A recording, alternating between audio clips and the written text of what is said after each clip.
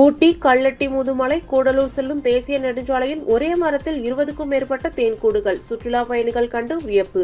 நீலகிரி மாவட்டம் கூடலூர் பகுதியில் தேனீக்கள் சீசன் துவங்கியுள்ளது. வனங்களில் உள்ள பாறைகள், மரங்களில் தேன்கூடுகள் அதிகரித்துள்ளன. இவற்றில் பழங்குடியின மக்கள் தேன் சேகரித்து விற்பனை செய்கின்றனர்.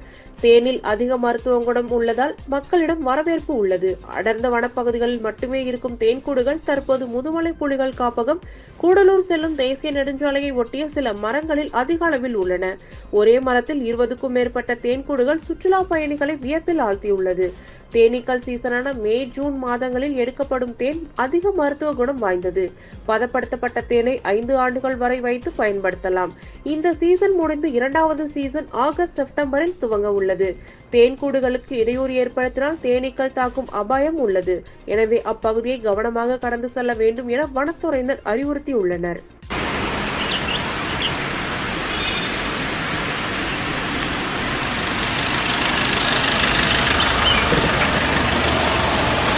சார், உங்களுக்கு என்னங்க